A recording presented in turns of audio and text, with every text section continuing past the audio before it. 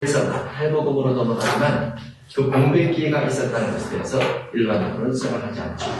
그런데 여기만 공백이 있었던 것이 아니고 또 다른 공백도 있습니다. 하나님께서 인류 역사에 아담과 하와 이후에 사람을 향해서 끊임없이 말씀하시고 선지자를 통해서 끊임없이 말씀하신 하나님께서 일체 말씀하지 않았던 때가 두 번 있습니다.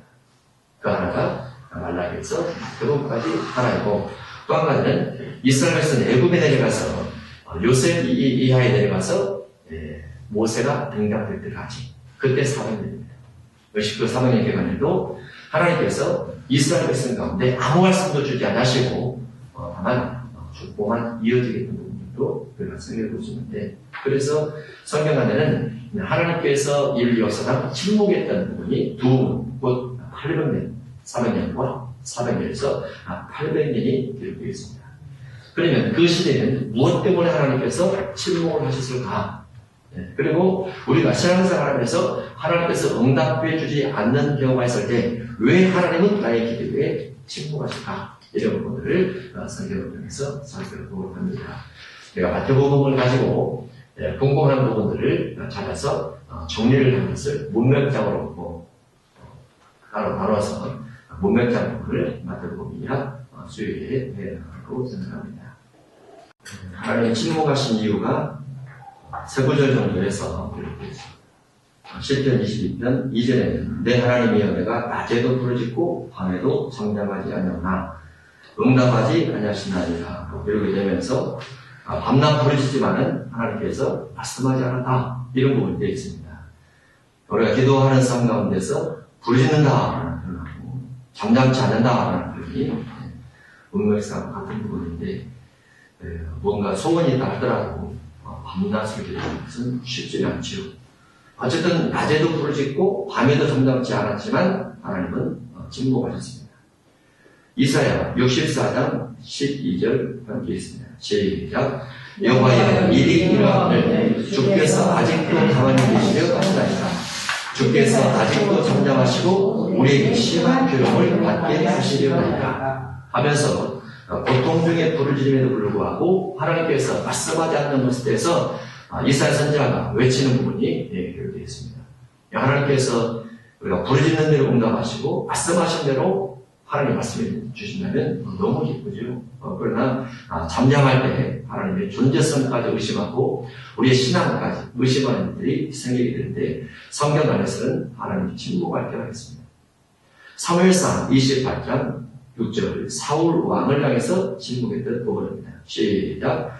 사울이 여호와께 묻자오되 여호와께서 꿈으로도 우림으로도 선지자로도 그에게 대답하지 아니하시므로. 그 당시에 구약시대에 하나님께서 응답할 수 있는 모든 구원으로도 하나님이 사울 왕에게 대답하지 않았다라고 되어 있습니다. 하나님의 살아계심을 우리가 안다는 것은 하나님의 영적 존재를 경험하는 거죠. 체험하는 거죠. 우리가 귀신이다, 그러면 귀신에 대해서 보고 들은 지식은, 들었던 지식은 있지만 그것도 그렇죠. 그런데 느낌을 알죠.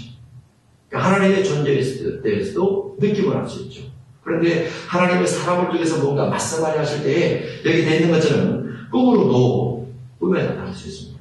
우림으로도, 우림은 재판장, 제사에 가지고 있는 재판할 때 쓰는 도구인데, 재판 결과로도, 그리고 하나님의 뜻을 받아 말씀하는 선지자로도 대답하지 않았다, 이렇게 되어 있습니다. 그러니까 하나님의 사울 왕에게 일체에 대답하지 않았던 거죠.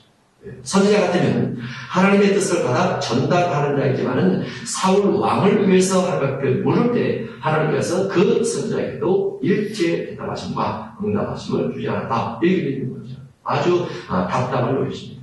그런데 이스라엘 백성이 애굽에 내려가서 400년 동안, 그리고 말라기 이후에 예수 세례 요한이 등장할 때까지 400년 동안 하나님께서 800년이라는 긴 기간 동안에 이스라엘 민족 역사 또는 인류 역사 가운데 침묵하셨다는 것도 대단한 답답한 일이라, 이렇게 볼 수 있습니다. 하나님이 침묵하신 이유를 성경 부분에 기록해 놨습니다. 신명기 31장 18절입니다. 시작. 또 그들이 돌이켜 다른 신들을 따르는 모든 악행으로 말미암아 내가 그때 반드시 내 얼굴을 숨기리라. 다른 신들을 섬기는 악행, 다른 신을 섬기는 악행입니다.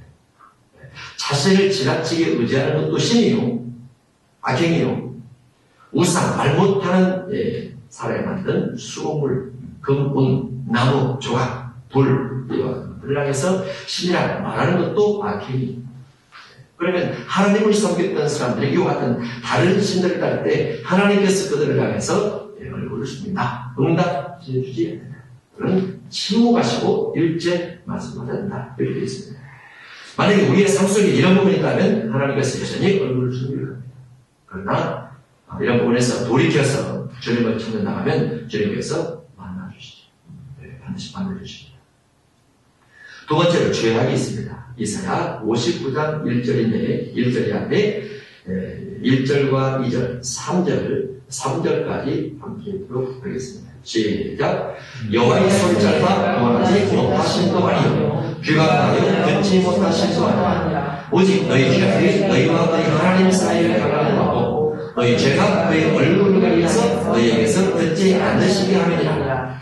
이는 너희 손이 피해 너희 손가락이 죄악의 근원을 쓰며 너희 입술은 거짓을 말하며 너희는 악독을 내리라. 그래서 1절과 2절, 3절 속에 하나님이 손이 짧아서 응답해 주지 못한 것이 아니고 주관해서 우리의 기도를 듣지 못하는 것도 아니라 다만 한 가지 죄악이 하나님과 우리 사이를 갈라놓았다라고 되어 있습니다. 그리고 그 이하에 죄악의 종류에 대해서 쭉 기록이 되어 있죠.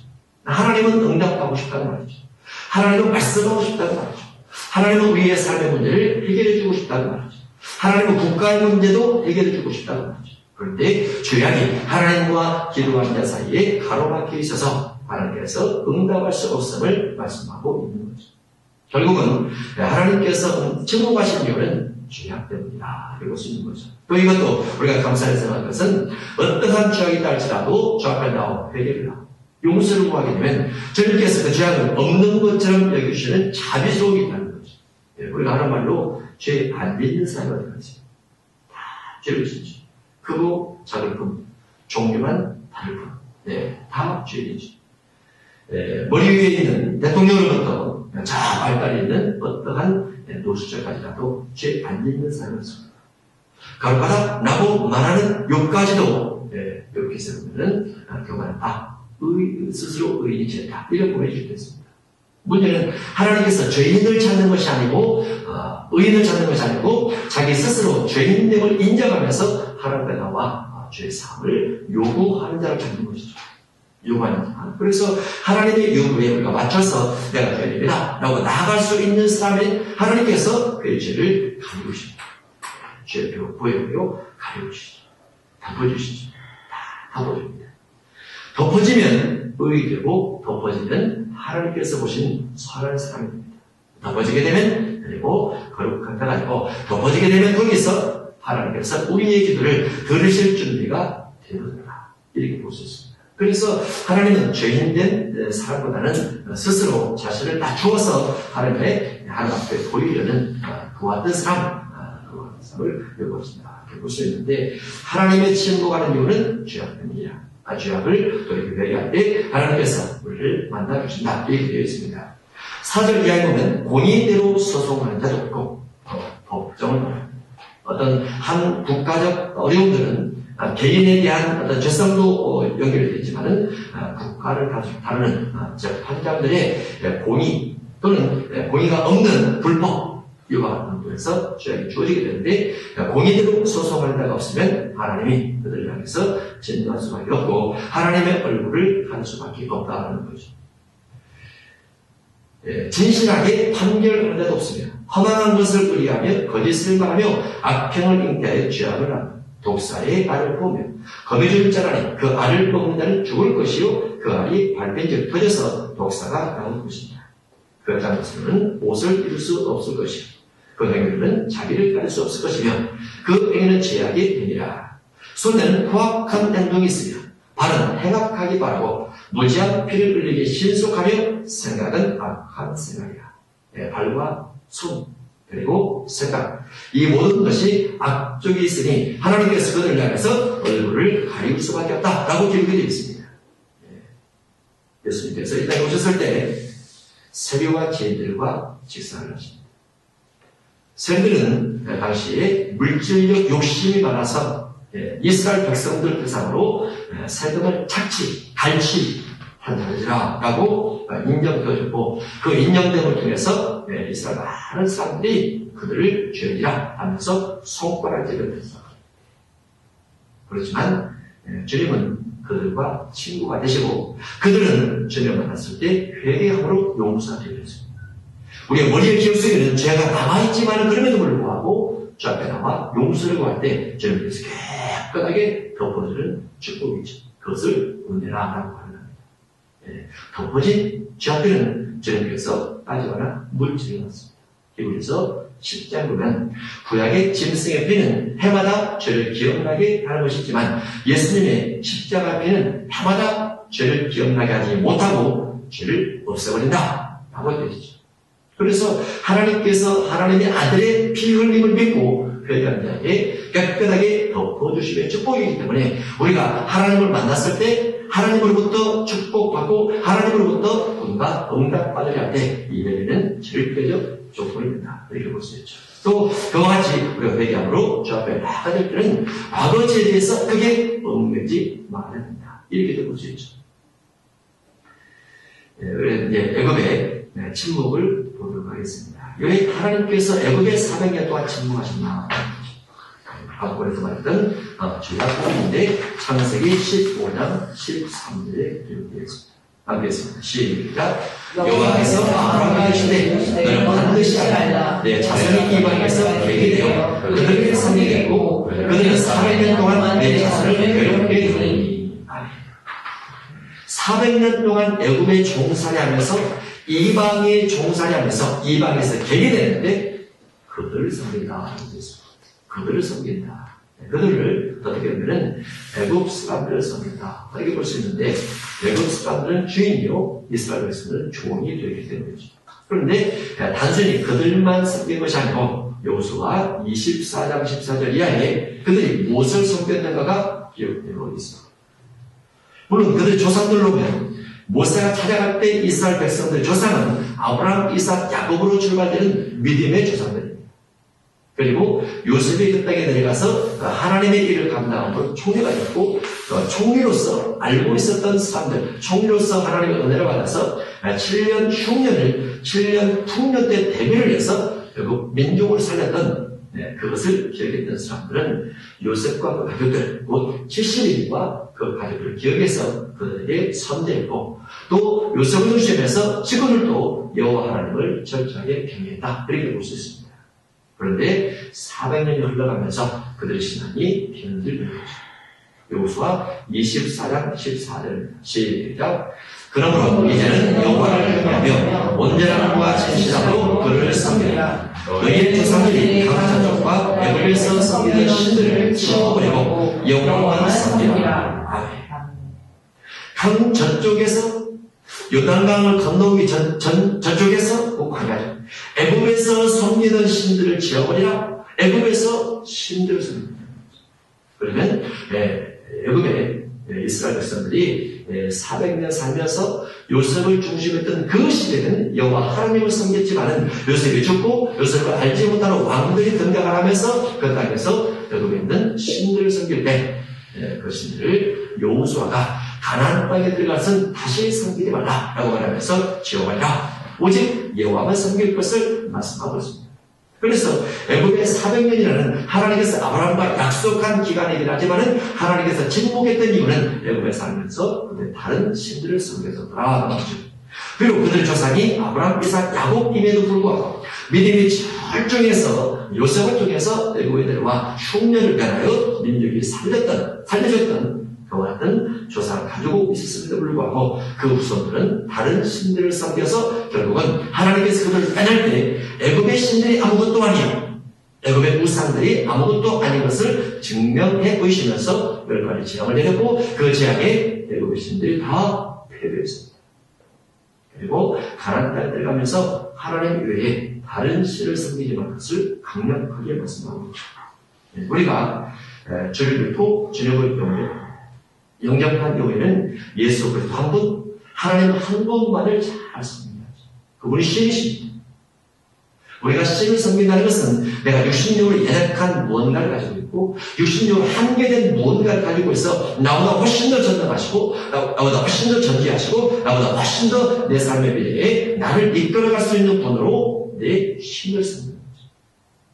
우상을 섬기는 사람들이 우상을 열심히 섬기는 사람들 보면은 저희들 이단이는 생명도 아까워하지 않고 재산도 아까워하지 않고 우리가 전능하신 하나님을 섬김에 최소한 간절한 기도, 또 눈물 뿌린 기도, 또 하나님의 살아계심에 절대적인 신앙, 이 같은 부분들을 간직해야 할 줄로 믿습니다.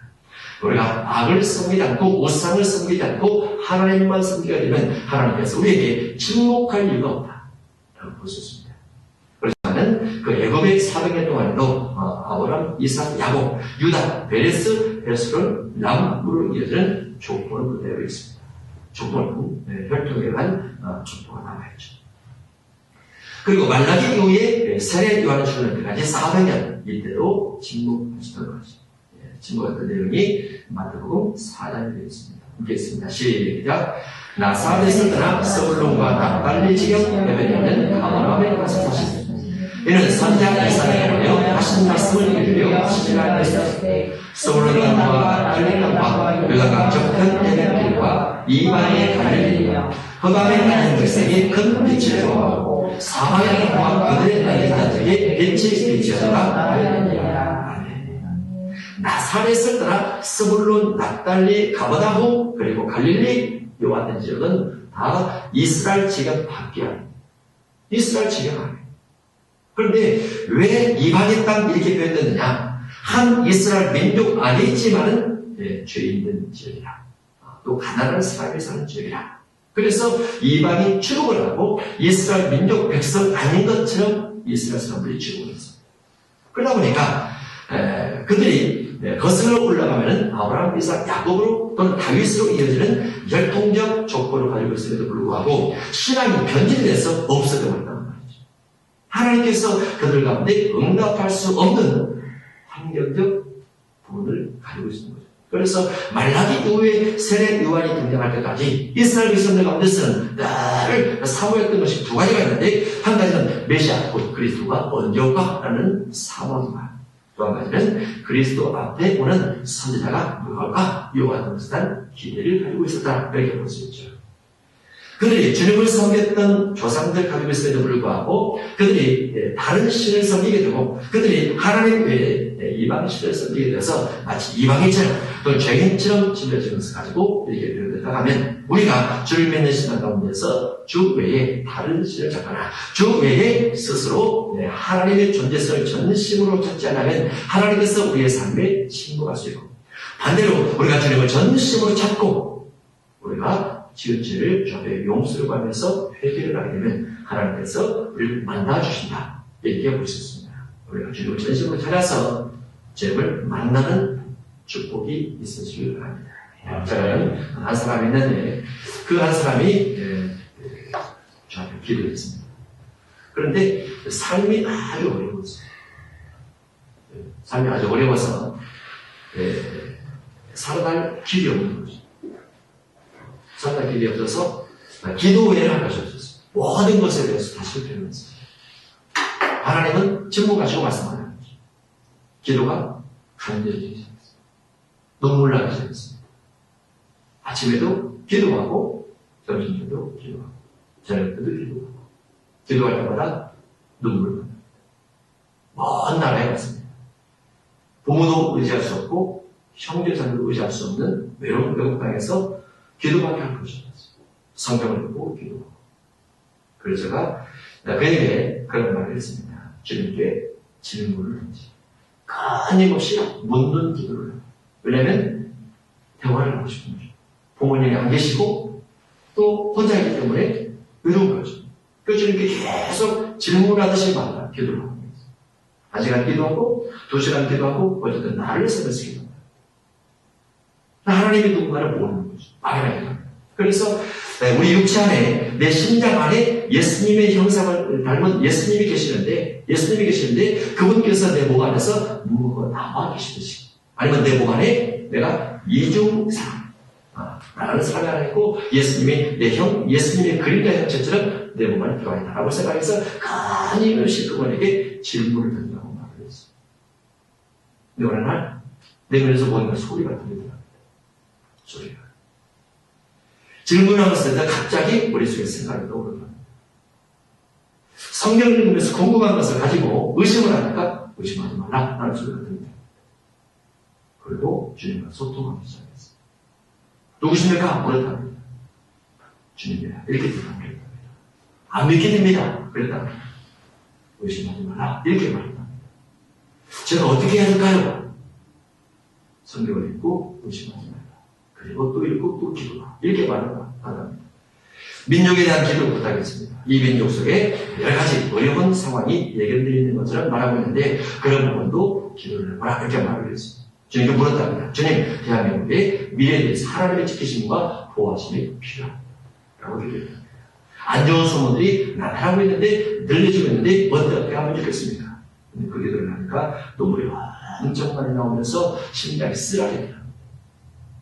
뭔가 현재 자신이 처해 있는 형편과 제재 속에서 하나님께서 일체 말씀하지 아니하다가 저에게 질문하기 시작했고 질문이 간절함과 애통이 되면서 하나님과 대화가 되기 시작했던 것이죠. 우리의 신앙 속에서도 하나님이 침묵할 수 있습니다. 간절함이 사라지면 기도가 뜨겁지 않죠.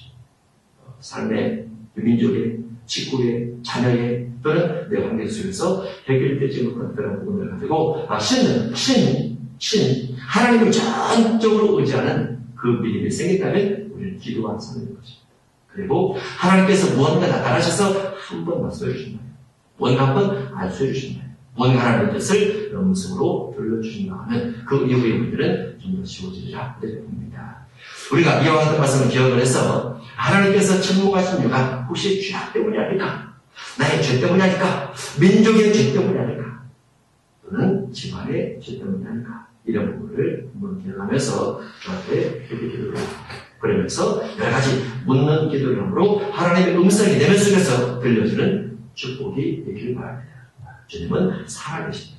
우리에 대해서 말씀하고 싶어 하십니다. 금과 나 사이에 검은 연기 또는 쥐약 같은 것이 남아있어서 이것이 그 소리를 흉내내서 우리가 못 들을 수도 있습니다. 그런 부분을 기억하면서 기도함으로 주님의 음성을 듣고 검은 연기가 사라지고 하나님의 음성이 세미한 가운데 들려지는 복된 시간이 되시길 바랍니다. 민족을 위해서 그리고 우리 가족의 신앙을 위해서 우리 삶의 기도 제목을 위해서 기도하도록 하겠습니다. 오직 그의 피를 믿음으로 정한 마음 얻게 하시니 화목해 하신 주와 함께 왕노릇하리로다. 자유하리 주 보혈 날 건지셨네.